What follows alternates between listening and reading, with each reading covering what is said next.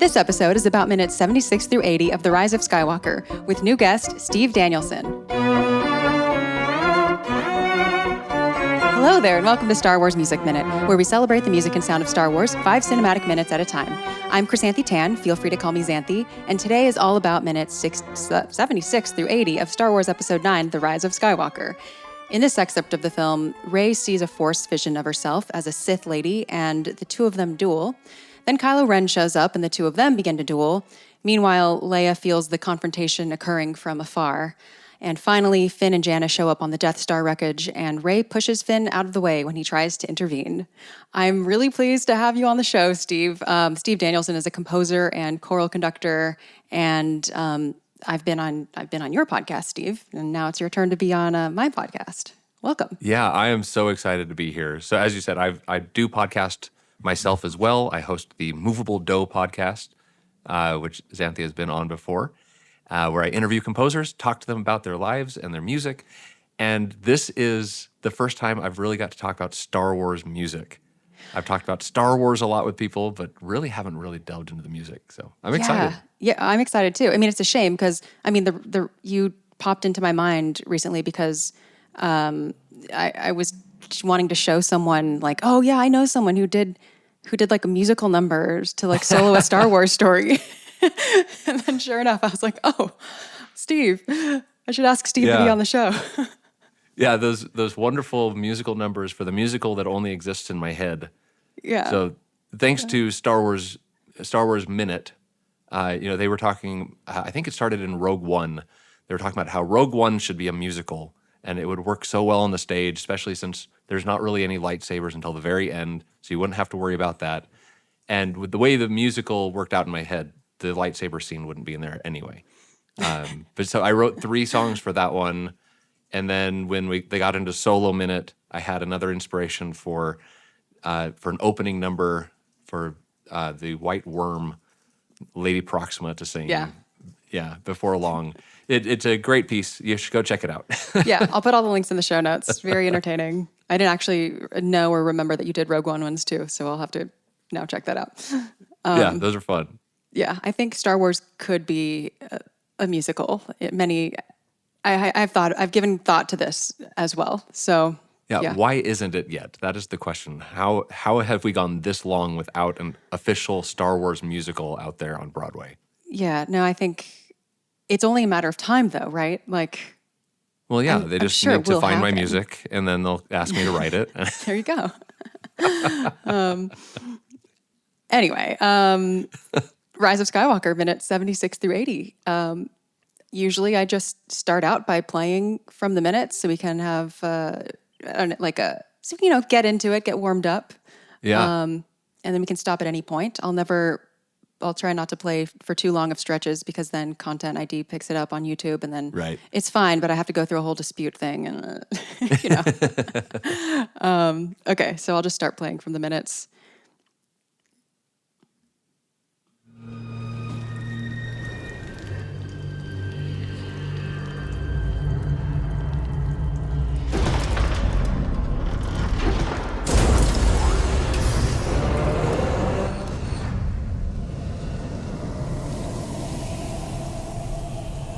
Rey senses a dark presence calling her into an adjacent chamber. And she finds the second Wayfinder.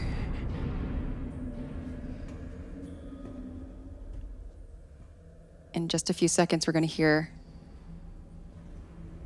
it calling to her.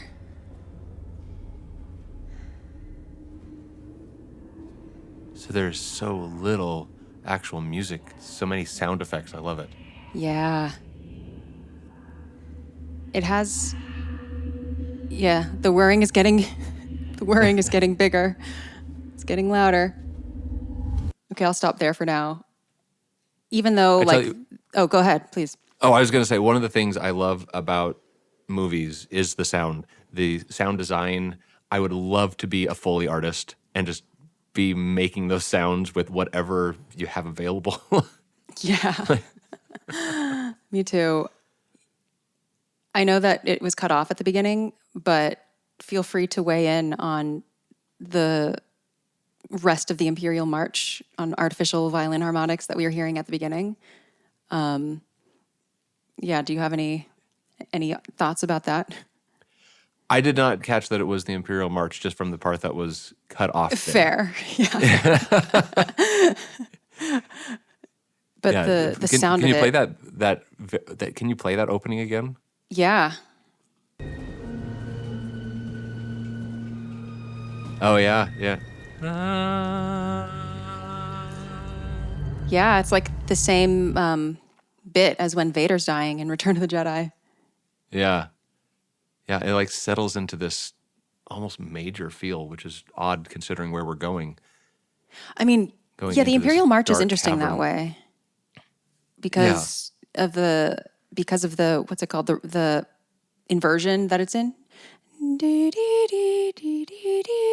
It is, if you're just hearing that last portion, it is a major triad, which is kind of weird to think about. But anyway, it's so wispy sounding, and it fades out into basically a minute of no music. Yeah, no music, just thoughts, feelings, sound. Mm-hmm. Yeah.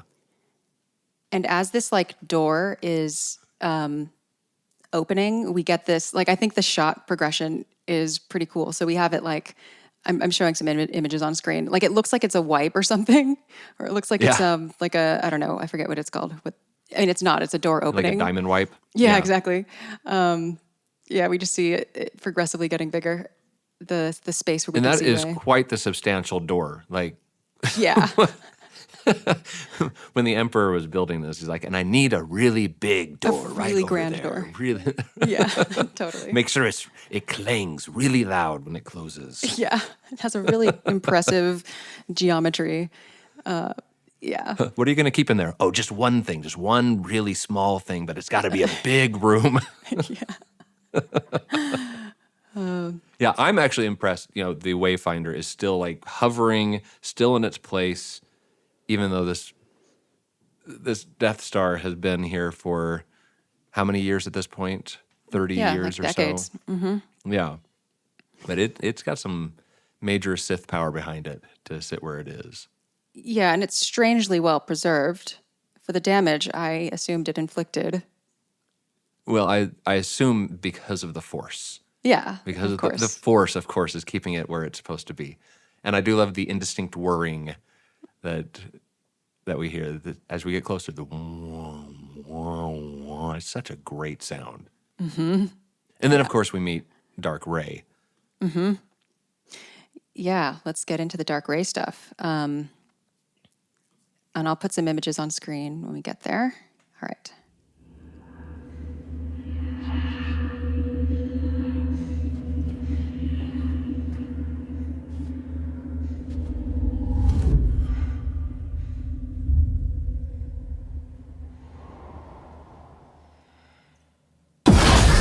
There we go. Don't be afraid of who you are.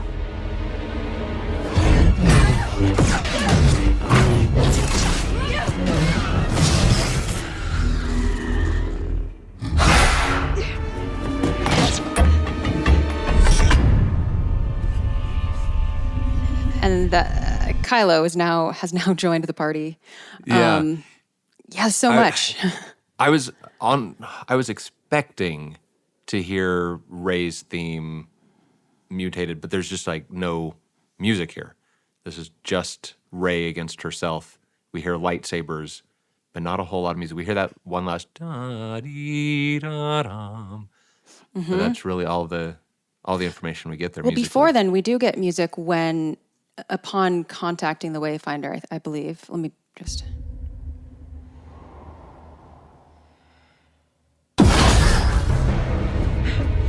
But it's not very, like, themey.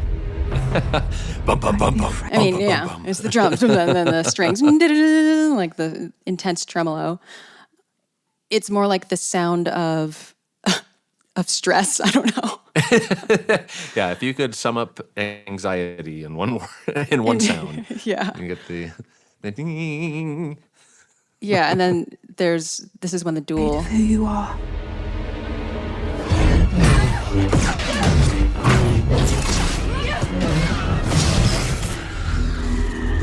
So I mean, there is a little bit of music, but it is just like stress underscore, and it's not on the soundtrack. Yeah. So,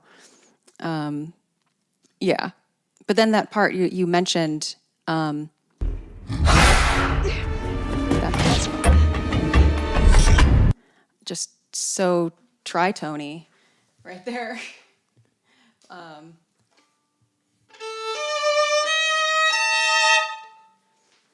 Yeah. Is that anyone's theme?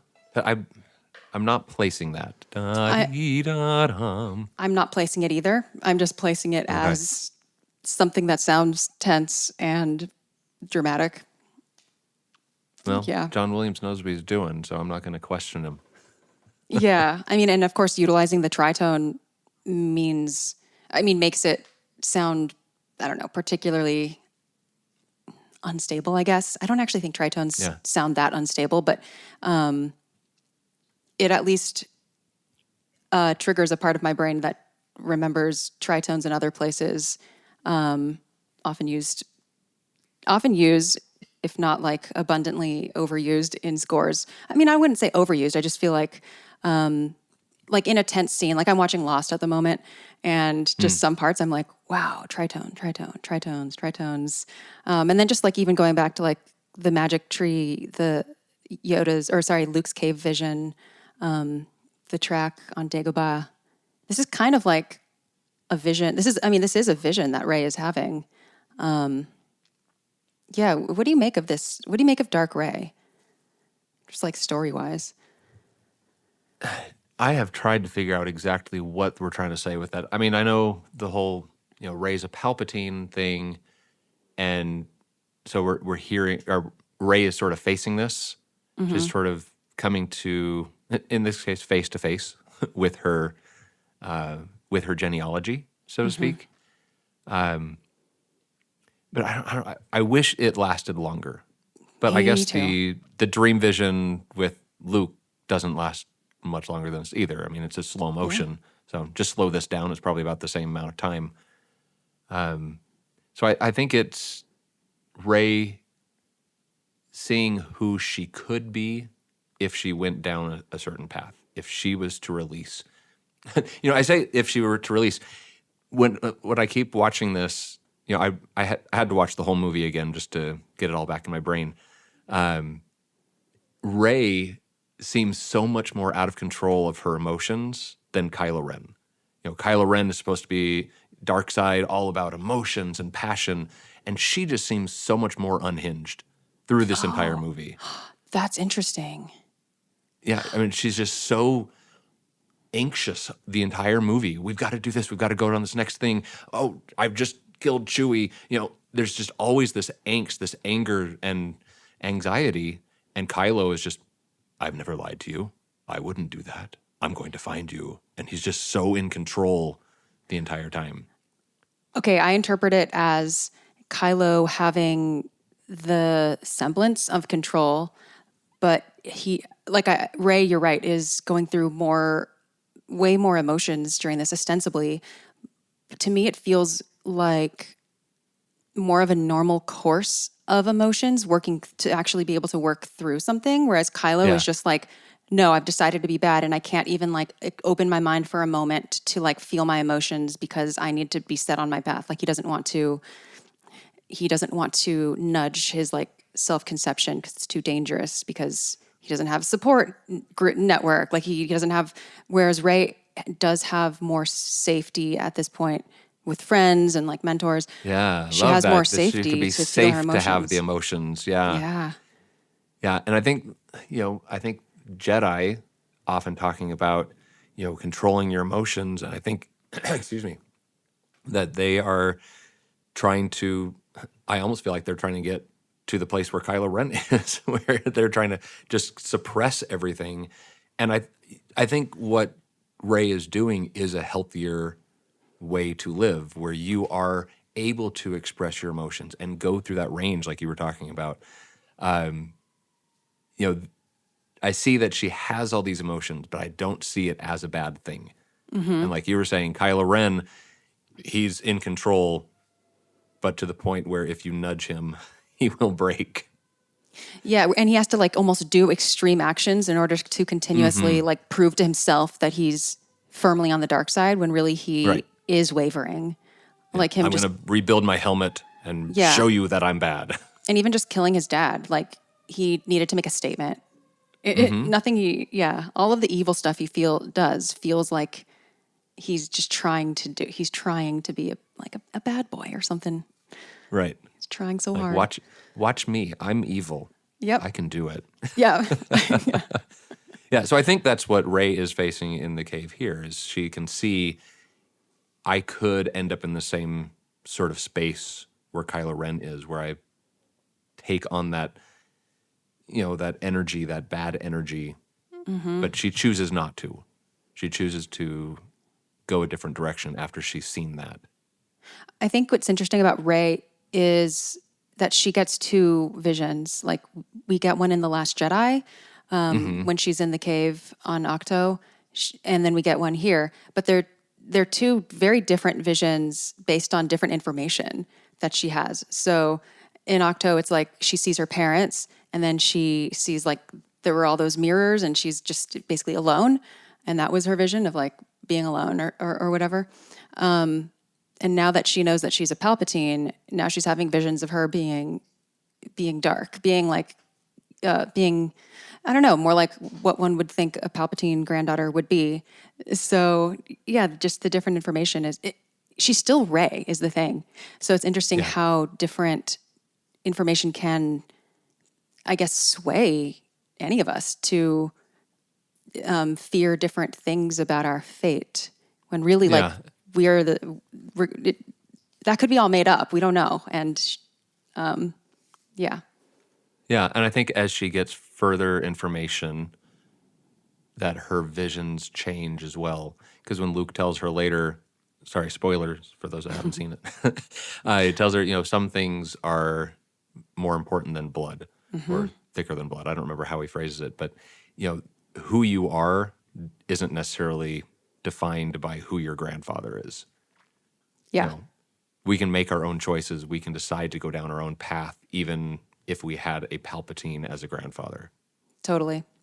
Yeah. And I do wish we got a Kylo Ren vision at some point. Yeah. I would have liked to see what that was. His vision is of Rey.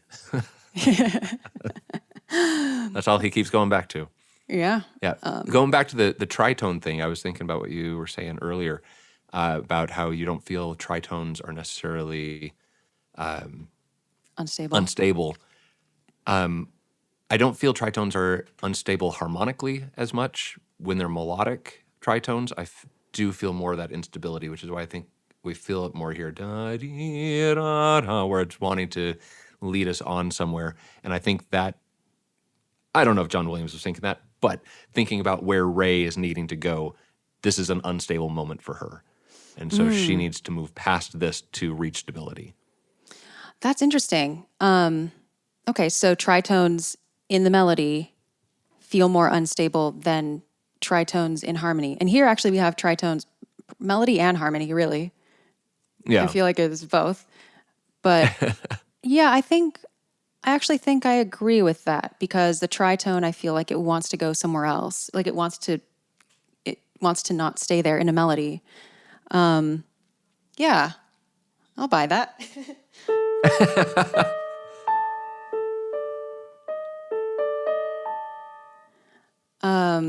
Yeah, that is interesting. And that's when, like, we hear that the music cut off there when Kylo's hand grabs the Wayfinder because she has dropped it on the floor. Oh yeah, look at this great shot right before that, where it's the two. Oh, I love that. Yeah, with the two of them. Yeah. And then Kylo. I just wish we had more of that interplay. I know. I wouldn't have minded more.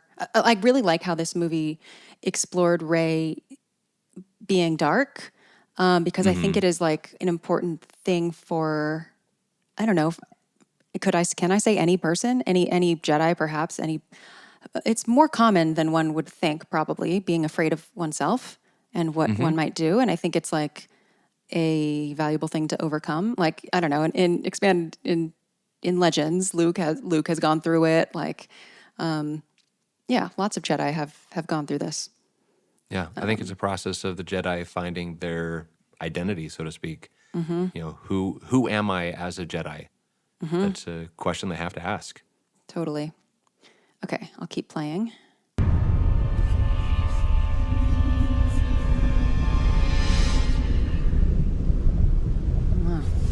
Kylo's here. Rey ignites her lightsaber. Very good ignition sound. She's always igniting first.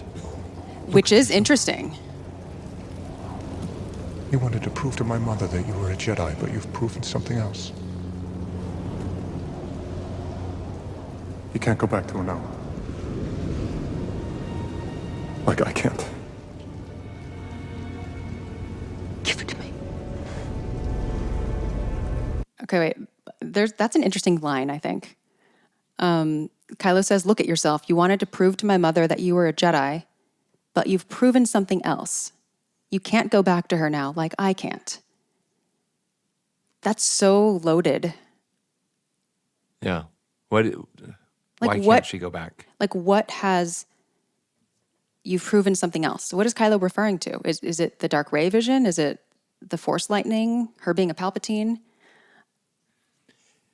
I think all of it.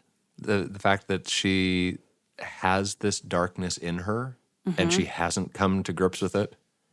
She's fighting it. And I think he can see that. But I don't know why that means she can't go back. Right. I think Kylo is like, as Kylo often does when he speaks to Rey, I think he's projecting his own shame onto her, where he feels like he can't go back and he feels like he is a bad person. And Rey, he's trying to drag Rey down with him. You wanted to prove to my mother that you were a Jedi, but you've proven something else. Like you're a Palpatine. How does Kylo know what it takes to be a Jedi? No one, he's defining something that's not really necessarily his place to define, I think. And yeah, it just feels like he's trying to make Rey feel ashamed of herself and like there's no redemption. Right. When I feel like, turns out Leia actually did know. And I feel like a compassionate mentor would think there absolutely is room for redemption. I mean, even Vader was redeemed eventually. Yeah, I liked what you said that he was trying to bring her down with him. It basically saying, you've done these things now, like shot lightning out of your fingers. You've had this dark vision. You've done these things, and so you have gone too far down the path. There's no turning back for you. When if she were to talk to Luke or to Leia, they would say, no, you can definitely come back into this path, this Jedi path. So I like what you said. He's like projecting himself on her. Yeah, because maybe if she can turn things around, maybe that means that Kylo can turn things around too, and then maybe that gives him the responsibility of having to do that. So, right. And like I said, he doesn't want to face it. He wants to say, I'm the bad guy. I'm the bad boy. And so we can't go back now. We can't do it. So we Peer have pressure. to go down this path together now. Yeah. Yeah. Okay, so then Like I can't. just two sad chords. Give it to me. It just keeps going down. The dark side. is Yeah. wreckage. Surrender to it. Give it to me.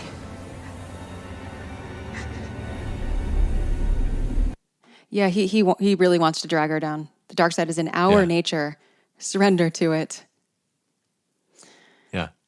But if you think about, he keeps leaning on my grandfather was Darth Vader. That's why I'm bad. A, Darth Vader was redeemed at the end. B, his mother is Leia and not evil. Yeah. So if you want to look at, family history, look at the generation before. I mean, and Rey, looking at her parents, also not bad people. So if you want to not look so far back, you can find that you can choose. You can choose the direction you go, depending, regardless of who your ancestry was. And I think that's a life lesson right there. Absolutely. All you kids out there, that's your genealogy PSA for today. Yeah. Just because you have a horse thief great grandfather doesn't mean you'll be a horse thief today. That's such a specific example. I like it. Yeah. All those horse thieves out there still. Yeah. Yeah. Beware. You said that I it love kept those going down. Those descending sad chords, yeah. Ding, dong, dong, dong, until it's just a rumble. Just feeling that emotion down inside. Yeah. Let's hear that again. You can't go back to her now. Like I can't. Give it to me. The dark side And then is in on some me. of the Sith. Surrender to it. Give it to me. I think what's interesting about that theme, the Anthem of Evil theme, the Psalm of the Sith, is because the first notes are just like, a minor third interval. It goes here. Like it's almost, it could be a fake out for Rey's theme too. You don't know until you hear the third note which one it is. And so actually when I was going through these minutes really slowly and I just paused after the first two notes, I was like, oh, there's still room for it to be Rey's theme. I wonder if it will be. Ah, that's interesting. Trying to say, where are we going? Where are we going? But he's definitely leading us down a dark path here. Yeah. And then we get that I will say, swarm. Rey, Daisy Ridley is a world-class whisperer. Give it to me. It's true. And also the on-set sound recording people. Good job. That's right. Capturing Just that. Get that boom right down on her. Yeah. That was some pretty intense whispering. Yeah. Yeah. Such projection. It's not so easy to whisper angrily. It's really not. Not without the help of a microphone, Yeah. certainly. Okay. And then we have swarming let's get strings right right up after here. that. Yeah. Evil ASMR. Surrender to it. Give it to me.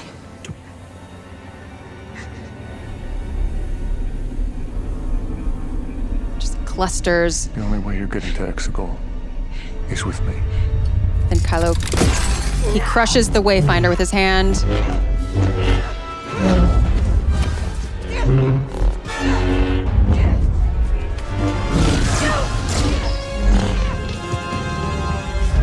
This comes classic Williams action music here. Yeah. Yeah, I love it. How it's all just sort of backing up what we see in the action, which I think John Williams is so good at doing. Just filling up the action with that music. And you don't even think about it in the moment. You watch it later and you're like, oh, that's why it was so epic. Because of this orchestral swell that we have. We have the horn coming up over the top. Bum, bum, bum. And you're like, oh, yeah, that's why I liked it. Yeah. What do you notice? Like, what do you think characterizes the Williams-ness of this particular action cue? The orchestral hits with the lightsaber. I mean, I just keep hearing that as we go through this whole scene. The fact that he is so good at timing. He's impeccable. But then the soaring lines over the top that just Like the brass? amplify that emotion. And I think that is characteristic of a lot of his music, where you have these soaring brass lines over the top that just fill you inside with emotion. Yeah. I think there's also a rhythmic aspect to it. Let me just go back a little bit. The only way you're getting to Exegol is with me.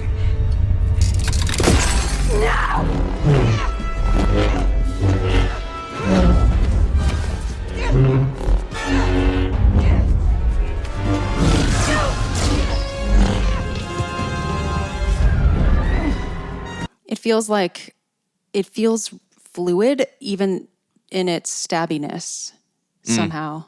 And it might be because of the timing of the hits to the clashes, meaning that like the visuals are dictating the grid of the music rather than like just being like a 4/4 beat or something, which is what I've noticed in some of the some of the shows, like some of the Star Wars shows, where there will be like action and it'll be like kind of just a consistent meter throughout. Right. So it doesn't feel very surprising. Yeah, it's the difference between having music that you've written for something that you sort of lay on top rather than writing music specifically to the action, which is what John Williams is doing here. Yeah. Yeah. And then there's this like downward brass arpeggio that I just feel like is in so many Star Warses. I'll play it in a few seconds here.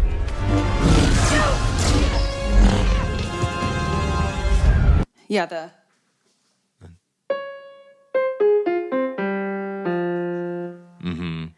where it starts on the 6th scale degree. And it's just minor. I actually have a couple other examples of where we can hear that. Well, first of all, what it really reminds me of is Attack of the Clones,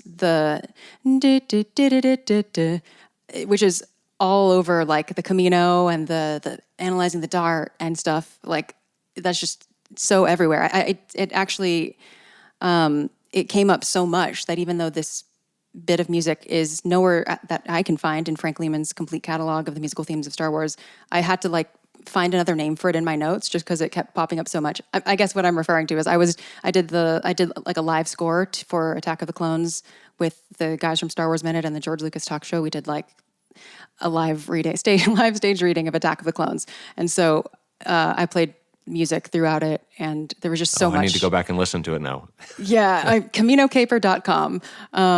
Haley Joel Osment as Anakin Skywalker. The boy who played Boba Fett in Attack of the Clones, Daniel Logan, as an adult now, he played Boba Fett. It was really funny, but like that sort of downward minor arpeggio starting on the 6th scale degree, or like involving the 6th scale degree, was so persistent in it. And then earlier in this movie, also, let me play 2:30 of about right.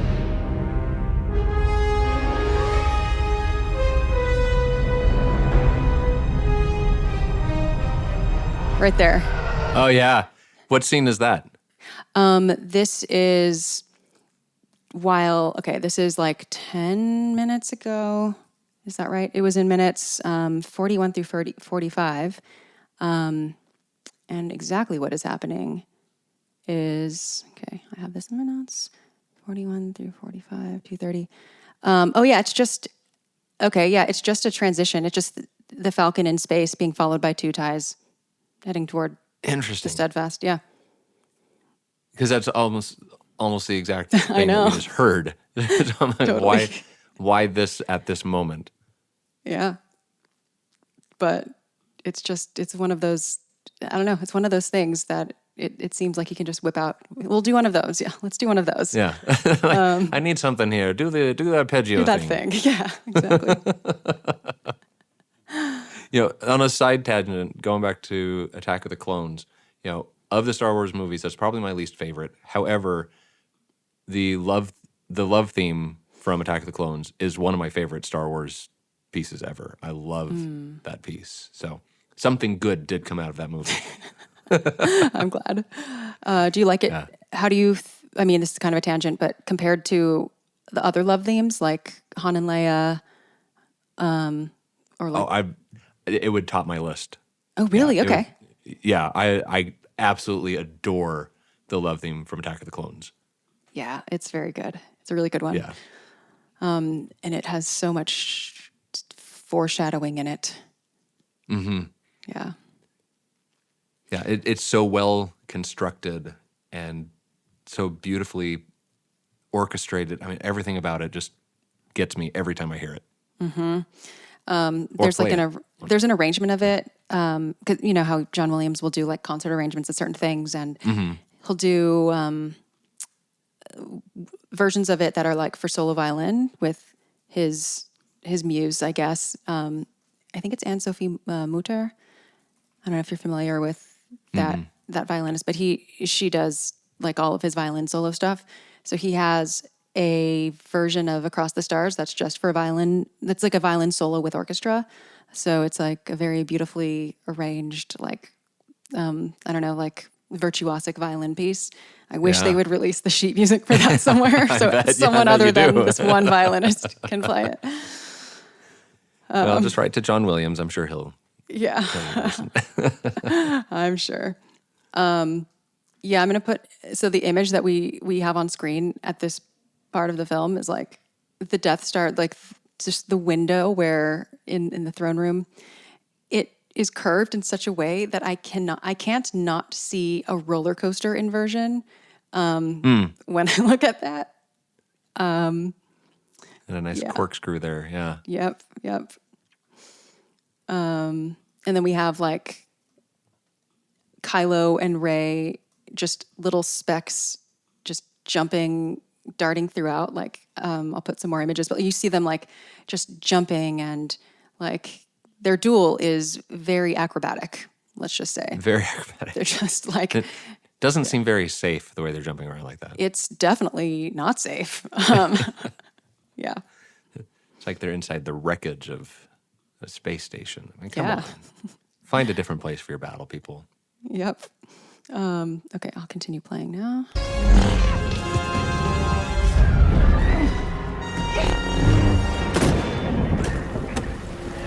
Okay, now we're on Agen Kloss, where Leia is.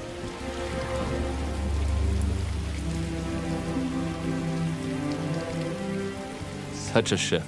I know. Leia knows what must be done, Atu. To reach her son now will take all the strength she has left. So, do you feel like that's a bit too sudden of a shift there? No, the thing I love, it's such a shift, but so masterfully done. It just fit right into it. There was no jarring. It was all just, it was right. It was right. Yeah, so I feel like there's two shifts, like after that, after the action music. First, there is kind of like a bit of mournful, like somber music. Here. Which I want to talk about. And then right into Leia. And then we get, right into Leia. Yeah. I think that little bit of somber music is interesting. I want to know if you have thoughts about it before I start to like plant some seeds and then ask your opinion on a few things. Can you play it one more time? Yeah.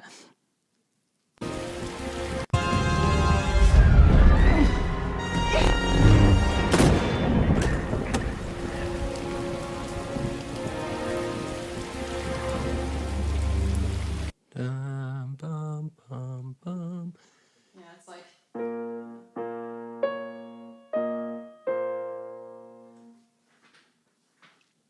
Yeah, that. What? I know that music. Yeah, it sounds like a lot of things. Yeah. So, what seeds would you like to plant? Well, okay, I have a lot of things that I think it sounds similar to, and then I have some like possible through lines. One thing is I think it sounds somewhat like the immolation scene from Revenge of the Sith. So I'll play the spot that I'm thinking of.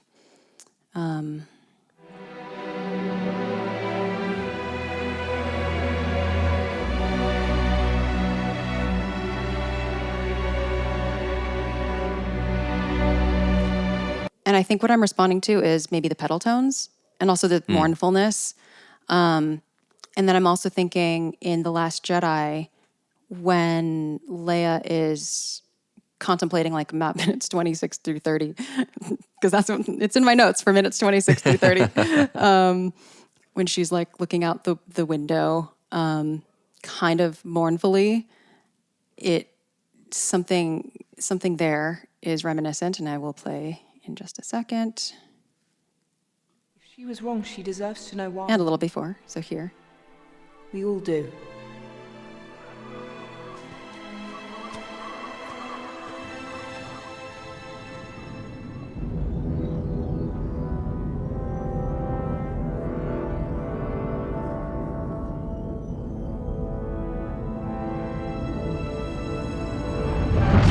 Okay, and then the last Star Wars example that I'll pull is from the Acolyte episode Oh, 1. from the Acolyte. Yeah. I don't know if you got a chance to watch that yet. I did, yeah. Okay, cool. So it's when Indara falls dead, and we hear this somber brass chorale. Oops, went a little too far. Okay.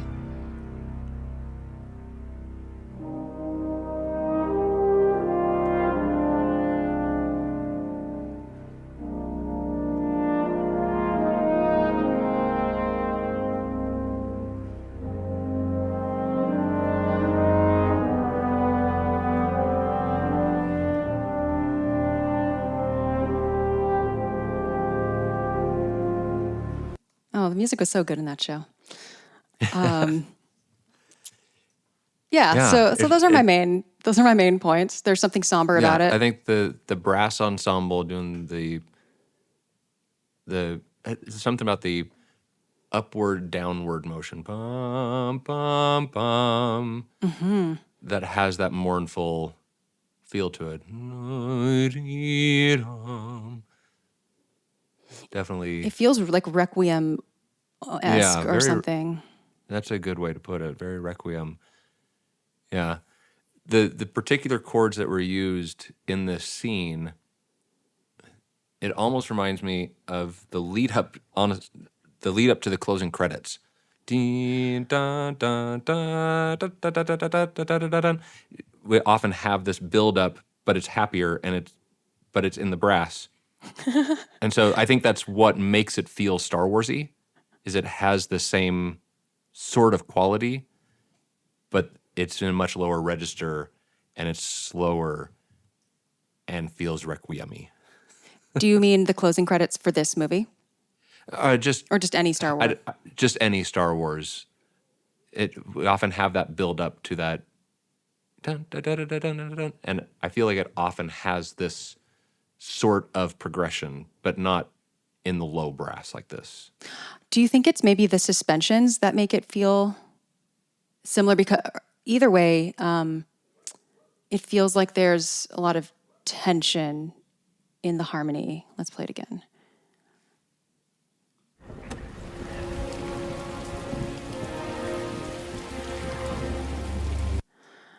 And they're all moving at the same time.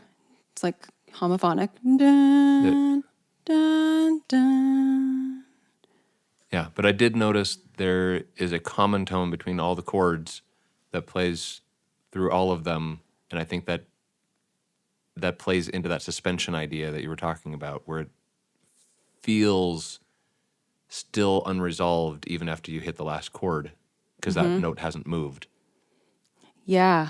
So I feel like, I guess, like when singing in a choir, that would be like the basses just don't move. They stay on the same note while everyone else is changing around them or something.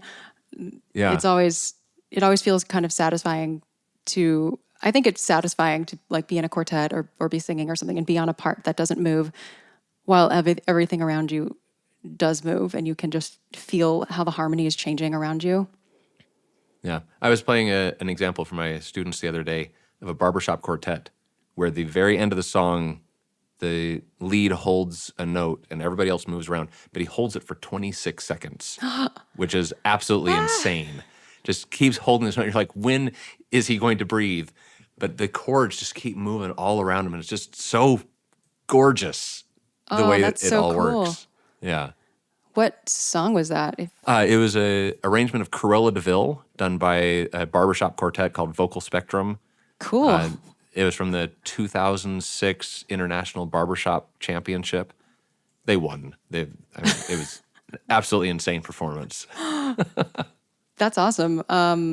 What was their name again? I'm gonna want to look this up. Yeah, Vocal Spectrum. Okay, cool. Yeah, I know there's a recording on YouTube of them performing it live. I don't know if this particular recording is there, but it's probably similar about that length on that recording as well. So it's definitely worth checking out. Yeah, that's really cool. Yeah, so anyway, I just wanted to note that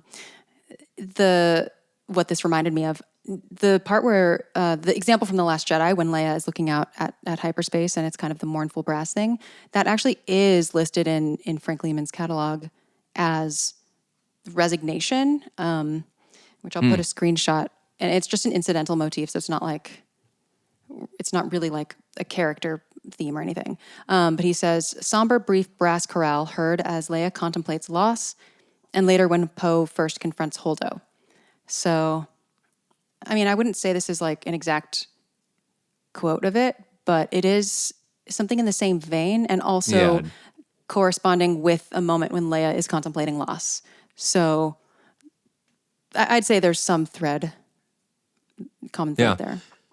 And I think at this point, it's Leia's last-ditch effort to make a connection with her son. So Yep. sort of recognizing the loss, but saying maybe there is one last chance.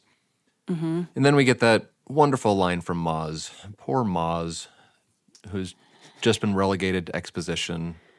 Do you wish we had more Maz? Oh, I thought Maz had such potential after the first two sequels, and then she's just like standing around and talking to people and just being so calm, and like, why isn't she out there in the battle? She's such a warrior. Mm-hmm. She's amazing. She also doesn't. Yeah, no. Maz was one of my favorite characters from The Force Awakens, so I would have liked to see more of her too. Yeah, and even Last Jedi, we get like the hologram message where she's obviously fighting and shooting, and then we get nothing in Rise of Skywalker. Yeah. Oh well. Like with Rose. Right. Yeah. Yeah. But I know I'm not the storyteller. I know it's not my movie, so they can do what they want. But I would have loved to have seen more from Maz. Yeah, I would have too, for sure. I think also just a sidebar. I think old characters in Star Wars are the best. Like I love the old characters because they've gotten to witness so many different eras, and so I mean, old characters are just a good to have plot wise. You serve. You have the wisdom functions. and the experience, and they make connections. And then you can have like a common figure when you're doing films or books in a different era. So Yoda can be a through line. That's right. Chewie can be a through line. So can R2. And Maz is another one of those. Yeah. R2 is definitely a through line. Absolutely. For everything. Yeah. As far as I'm concerned, R2 has never died. He's still around. Probably. Yeah. His programming is amazing. It has never gone obsolete. His parts all still function. Yeah. It's amazing. I can't think of like much in technology that can last like hundreds of years. Right. This is my computer that I bought 50 years ago, and it's still working great. It's still relevant. It's still, it's still good. Okay, so I'm going to drop back in now, and it's going to be Leia's theme. Chelly. It's pretty slow. It's because that's as fast as she can walk. I was just thinking, it's like as if Leia herself is slowing down. Her son now will take all the strength she has left. Oh, yes. Yeah, and then that. And we're back to fighting. Yes, exactly. And no music for the rest of the minutes, right. except at the very end when it comes back in after a lot of thudding. But the sound design is very.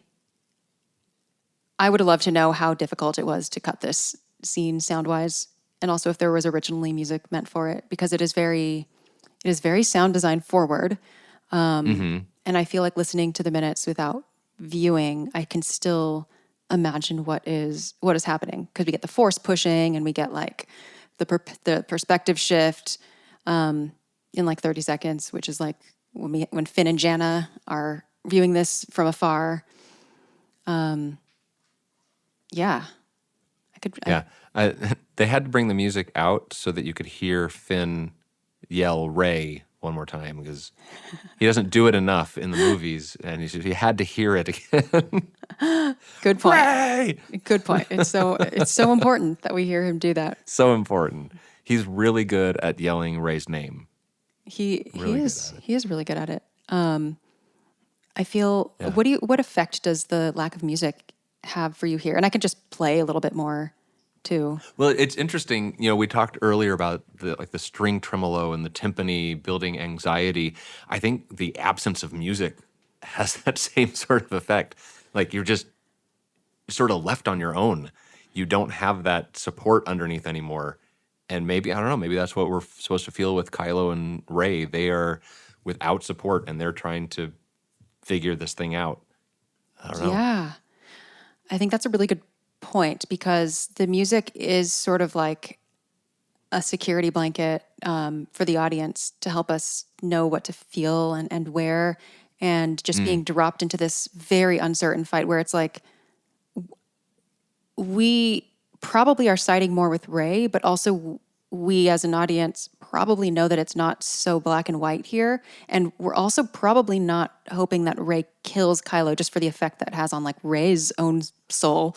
Right. So it's like, as an audience member, I don't know what to be feeling here. I'm just on pins and needles, like hoping something tragic doesn't happen. It's very unsettling to have no music here. Yeah, I love how you said that the music helps us know what to feel. And I think that's why it's so anxiety inducing, because you don't know what to feel. Yeah. I mean, when she turns around and actually does stab him, I remember the first time I was like, whoa, we just went there. Yeah. I didn't anticipate it actually happening. That was a shock for me. Do you remember how you felt when, I mean, like, wow, we went there, but were you worried? Were you sad? They didn't give us a whole lot of time. It was like the Chewie thing. Like, they didn't give us a lot of time to mourn about Chewie before they revealed he was still alive. Yeah. They didn't give us a lot of time with Rey sitting with the fact that she just stabbed him before she immediately feels sorry and heals him. So there wasn't a lot of time, but at that moment, it's just sort of like, oh, maybe she actually is going down this path. Mm-hmm. Maybe she is going to go there and become this Dark Rey. But again, it doesn't last very long, because then there's suddenly that shift. Yeah. I think I also felt that when Rey first shoots the force lightning from her fingers, I was like, oh, we went there. Oh, man. And then also when stabbing Kylo, another one of those moments for sure. And I would have liked to have to live with that for a little bit longer. Yeah.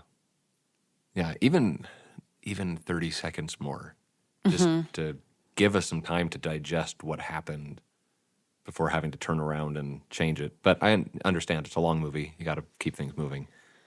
Yeah. Plus, I think it does tell us something about Rey's character, that she instantly regrets both of these things, which kind of shows me that she went at the point of like stabbing Kylo or the lightning shooting from her fingers, she's gotten a little bit out of control. Like, she's gotten ahead of herself. She hasn't premeditated this and felt confident about it.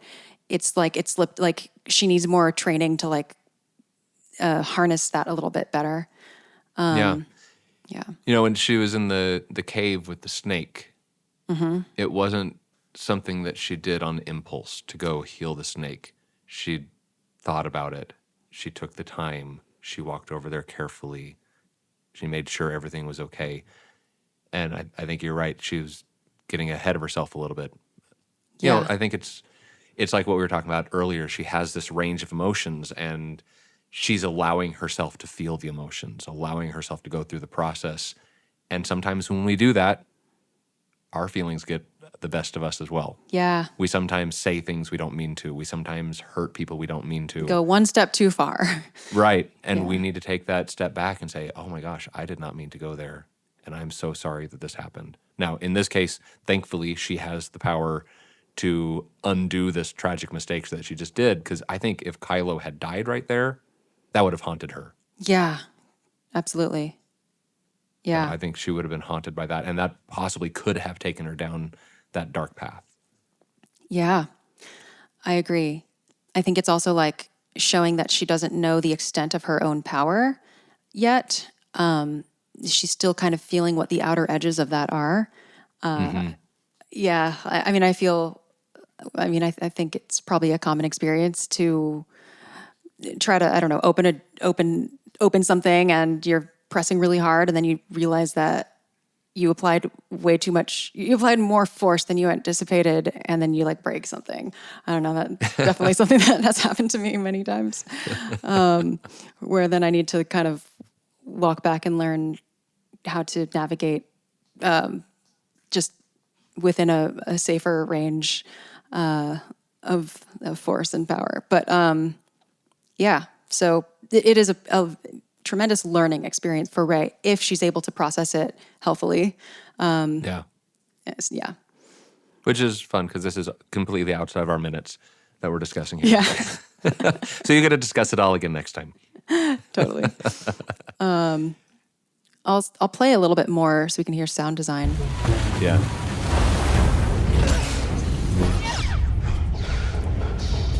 So they're on the outside portion now.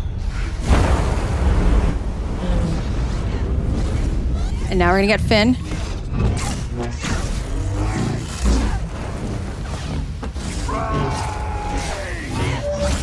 I mean, it's a wonder we can hear that at all over the furious lightsaber flashing. There's so much in terms of waves crashing, lightsabers crashing. Just get some cymbals in there too, and cars crashing. We just need to add all the crashing in there, and we'll have a good sound design. No, Yeah. This is where I was listening to it, thinking I'd love to be a Foley artist. I'd love to make waves, and I'd love to, just hit things together and make noise. I think would be a lot of fun. That does sound a lot of fun. And I mean, I think it's a treat to see any sort of lightsaber duel when different characters have such different ways that they fight and that they use lightsaber. I mean, I don't know how you feel about Obi-Wan, Anakin, Revenge of the Sith, that Battle of the Heroes duel, like at the end of the movie. I feel like it's great. No, I hear people complain about how modern lightsaber fights aren't the same as the old school lightsaber fights, and I chalk it up to different people's styles, just like you. I mean, they have different styles of fighting and different energy behind different fighting. I mean, this fight in particular is so charged with emotion.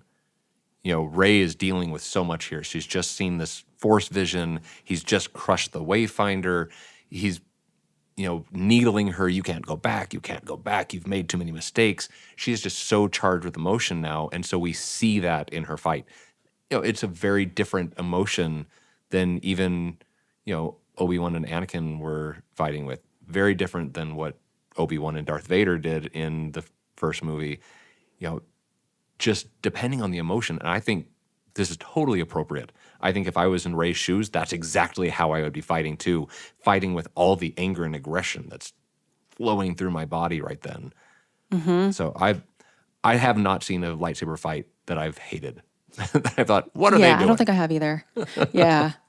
And here they're both kind of loose cannons at this moment, which is a very different vibe than Anakin Obi-Wan, because Obi-Wan is the more steadfast. Even though Obi-Wan is feeling emotional there, he is more of an anchor, a mentor He's still figure. in control, yeah. Yeah, and here we have no one in control. So it is just a very unbridled, extremely athletic, like very reckless duel that is fun to watch.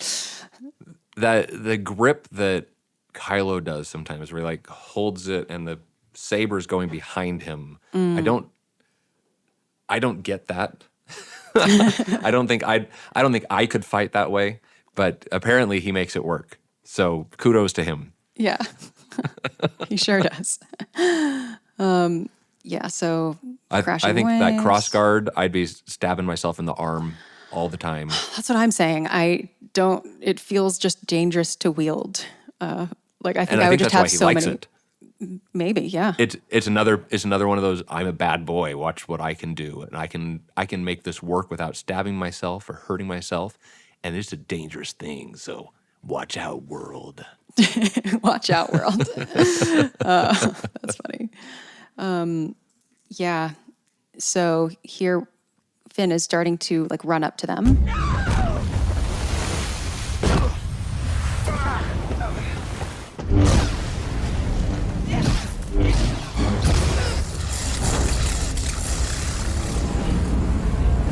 Oh, it's a huge clash moment.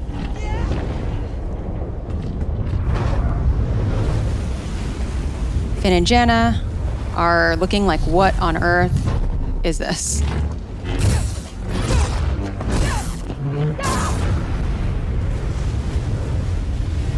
And then in a second, Finn is going to shout for Rey. I can't leave her! Rey! Listen to Janna. Listen to Janna. You don't want to be here right now. This is not a good place for us. Yeah. And then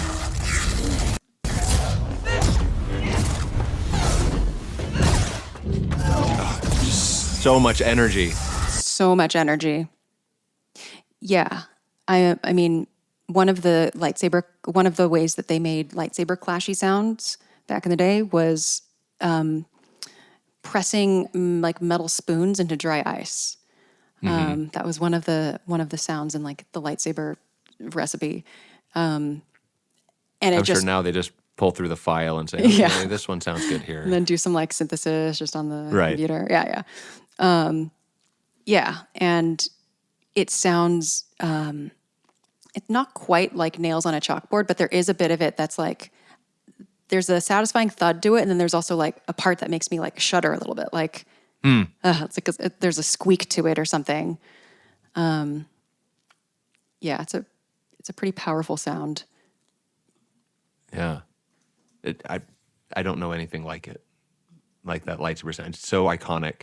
We've heard it for so long that you just know the buzz, you know the hum. It's just so part of our vocabulary now. And it's amazing that there was a time when there was no such thing as a lightsaber sound. I know, because now it's like just the gold standard. Right. Yeah, it's pretty amazing. Okay, there's 15 seconds left. We're about to get a very big leap. I'll put it on screen.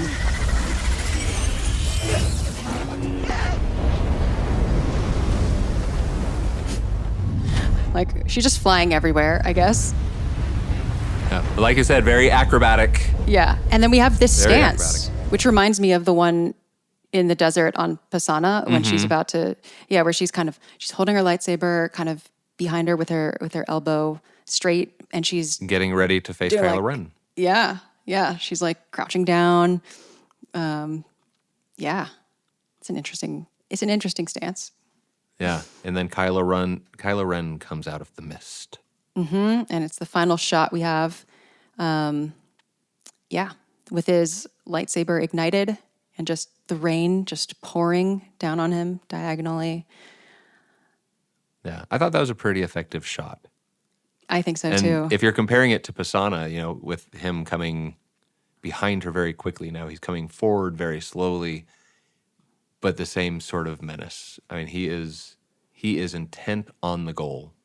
And I wonder at this point, has he changed his goal at all? Is he still wanting to take her back to the Emperor? Is he wanting to get her to join him? Is it at this point, does he want to kill her in the middle of this battle? What do you think his motivation is? I was actually wondering that same thing when you said the goal, because when they're fighting like this, it seems like they want to kill each other, but I do think he still wants Rey to join him. That's my guess. Yeah. Because Yeah, I mean, the he thing did is, say- he needs Rey, is the thing. Like, he needs Yeah. her, and his thoughts and plans have been revolving around her since the last movie. And so if he kills her, what's he going to do? It's not like the Emperor is his friend. It's not like anyone in the Right. First Order likes him.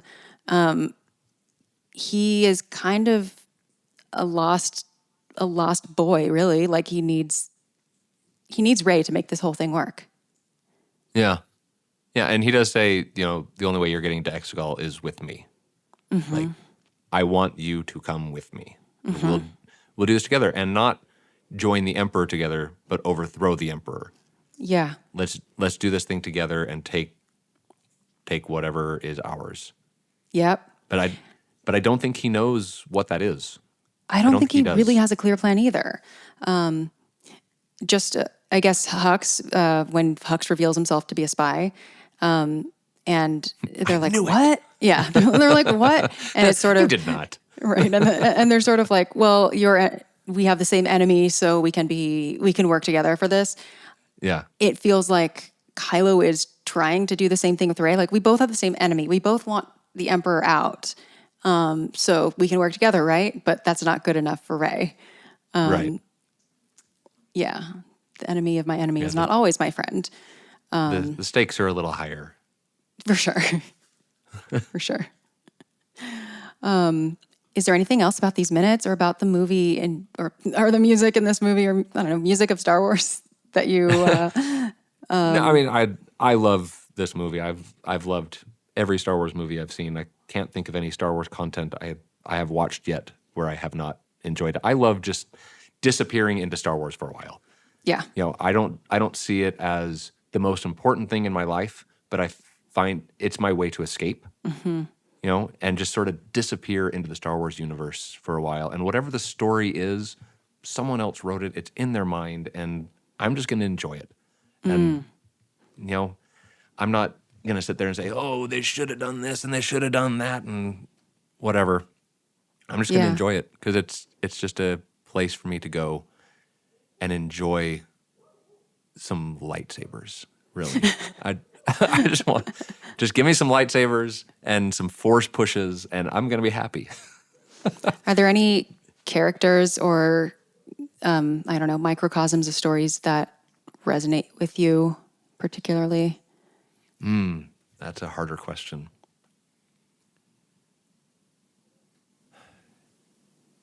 Whenever my friends and I would pretend we were characters, whatever story we were telling, I always gravitated to the oddball, to the almost the character no one else wanted to play. Like, oh, that person's weird. I don't want to do that. So, I guess C-3PO could be Nice. could be my person, where I don't know. I don't know if I would say I'm a worrier, because I'm typically more optimistic than C-3PO, but sort of, I don't have main character vibes, if you get my drift. I'm much more content to be on the side, but sometimes am thrust into positions that I didn't see coming. So I don't know. I'll say C-3PO. Love that answer. 'Cause I love C-3PO. He's my favorite droid in Star Wars. And he definitely got a much better role in this than he did in the first couple.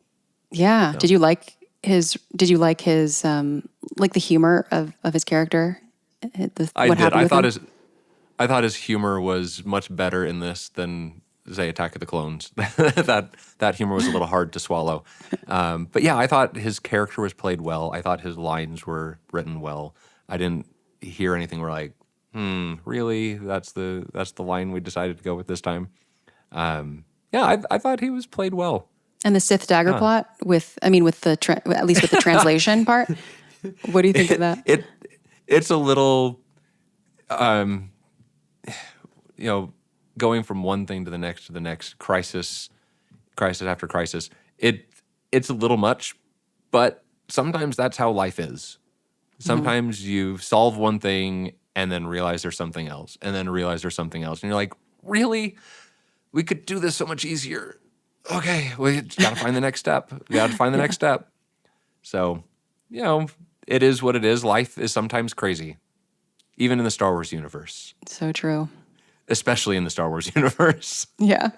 I actually really liked the plot point about C-3PO not being able to translate the Sith, but not being able to speak it due to programming. I thought that was actually very good. I liked that a lot. I liked such a particular thing. Yeah. Like, oh, I can read it. I just can't say it.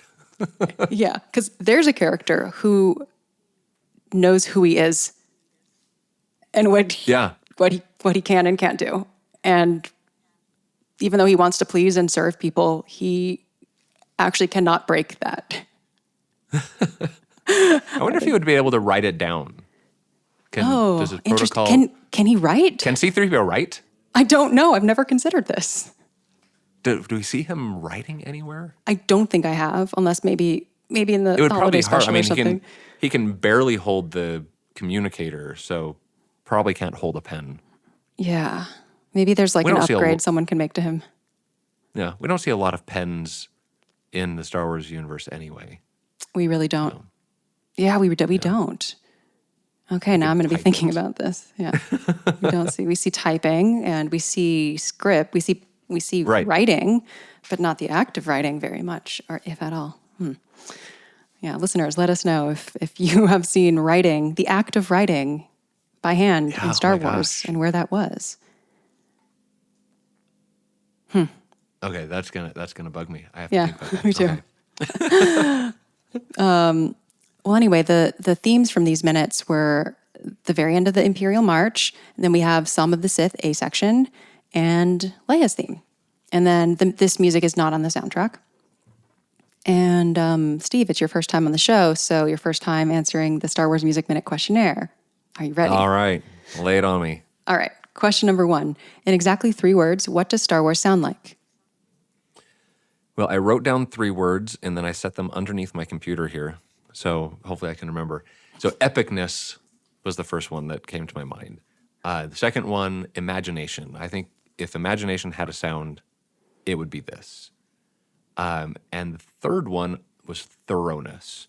I think that's what we were talking about earlier, where John Williams really sort of understands the action and writes that music to the action, and there's nothing that he could have done more. I think what he has done completed the thought. And so I think he's very thorough in his composition. That's a good word. I don't think anyone has ever said that word, thorough or thoroughness. But I think it's so, it feels true, where I don't hear very many cues where I'm like, or any of them where I feel like, oh yeah, I think he ran out of time and didn't get to like finish fleshing that one out. Right. Or something. And even that spot where we were talking about today that didn't have music, it feels very intentional that there's not music there. Totally. Yeah. Yeah. Yeah. Yeah, that's good.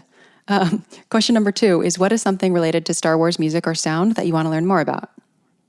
Oh, I would love to sit down with John Williams and talk about how he comes up with his themes. What sort of connections are you trying to make to previous themes? What sort of characterization of this particular character are you looking for to represent? But just how, because he's had to come up with so many different themes. So I would love to talk with him about his process. Me too. And I hope that someone gets to do that in a very detailed way before he dies. Because, I mean... Well, if I could get him on Movable Dough, I could interview him. That would be the dream. That would be amazing. Tell me about it. I've reached out but haven't heard back from his people, so... Oh, man. Final question is, what is a score or soundtrack that you're fond of besides anything Star Wars? Okay, so I had 2 in mind. The first one was from a movie I've never seen, Cocktail. I thought that just had such a fun score. It's got Kokomo on it and Tutti Frutti. It's just a fun one to listen to. That was the first one that came to my mind. I've never even heard of this movie. It's a Tom Cruise, I think from late 80s. Okay. Yeah, I don't know much about the movie because, like I said, I've never seen it. I've only That's heard hilarious. the soundtrack. And it's not like one person did the soundtrack. It's a collection of songs sort of soundtrack. The other movie I thought of is Amadeus. Yeah, and I love the fact that they were very particular that we are going to present Mozart's music the way Mozart wrote it. They didn't arrange it. They didn't change it. Said, this is Mozart's music. And I think that was so highly appropriate for that movie in the way it was presented. And the Mozart's music just chills my soul, especially his Requiem gets me every I know. time. Me too. Me too. Yeah. Yeah. I can't get enough of his Requiem, the Lacrimosa especially. Same. Oh Yeah, my same, gosh. same. Just tugs at my heartstrings. I love doing that one with my choirs. Yeah, that's really fun. When I was in, because you teach at a high school, so you have a high school choir, and one of my favorite probably high school orchestra experiences was the orchestra and choir coming together to do the Requiem. Yeah. Yeah, so cool. Yeah. So I want to Before where I am, I lived in Seattle and I had a semi-professional orchestra and choir. And one of my last concerts there, we did 3 movements from the Requiem. And oh my gosh, just doing the Lacrimosa with the strings. I was like, oh my gosh, just yank my heart out here and lay it on the floor. I know. Agreed. I'll put a link in the show notes, listeners. You have to listen to this piece. Yeah. Okay. When you say that they used the music of Mozart in this film, like unaltered, which actually to me that seems like obviously they would, but actually you just mean like they presented the score, this various music of his as written, rather than like doing a cinematic version of it where they use themes from it, but they like kind of spruce it up with like other stuff. Yeah. This was Mozart as Mozart wrote it, which obviously when they're performing something in there, like here's an opera scene, obviously that is, but even the incidental music is still Mozart. You know, if it's a piano concerto, you hear the piano with the strings behind it and just the way Mozart wrote it. Oh, so there's not even like a composer for that film that's outside of the plate, like, so it's scored with Mozart completely. I think there may be one or two other pieces because I know there's a piece that Salieri. isn't Mozart's and there's Salieri's music and things like that. So someone compiled it and said we need to use this segment and that segment, but the segments they used were as written. Very cool. Yeah, okay. I've actually been meaning to rewatch that. I've never seen the director's cut of it. I know it's longer. I'm kind of curious about that. But yeah, I love that film. I loved it growing up too. Yeah. Yeah. Have you Such a good ever, one. this is kind of a different topic, but have you ever conducted music from Star Wars? We were supposed to do Duel of the Fates. And we had just gotten the rights to do it. And then COVID happened. And that got canceled. And so we did not end up doing it. So That's so sad. that's the closest I've gotten. Yeah. Okay. So if you ever got the chance to do it again, are there choral standouts that you would like to do? I mean, Duel of the Fates is obviously one of them. Probably the one. Yeah, that's the one big choral piece. I mean, I know they have some other things, but that's the one that really stands out as something recognizable. Yeah. Yeah. Well, I hope you get to do it. It would be fun. Yeah, it would be fun to do a John Williams choral concert and take choral selections from lots of different things and put it all together. Yeah. Well, I hope you get to do something like that soon. Me too. Or one day. Yeah. Well, thank you so much for coming on Star Wars Music Minute, Steve. Oh my gosh, it was such a pleasure. Thank you for having me. Of course, tell people where they can find your podcast and your other work. Yeah, so my podcast, Movable Dough, is at movabledough.com. My compositions, you can find at sdcompose.weebly.com. And I'm out there on social media, either as Steve Danielson or Choir Steve. I know that's my YouTube handle, so check it out. Yeah. And then if you want to check out the musical numbers from Rogue One and Solo: A Star Wars Story, I believe that's on your YouTube channel. It's all in there, yeah. Might have to Great. go back a couple years, but it's there. Cool. Well, listeners, that's all we have for today. You can find Star Wars Music Minute or just me on social media, most of the platforms at this point. If you want to join my Discord server, link in the show notes for how to do that. And yeah, I'll talk to you next week for minutes 81 through 85 of The Rise of Skywalker. Have a good week, and may the Force be with you.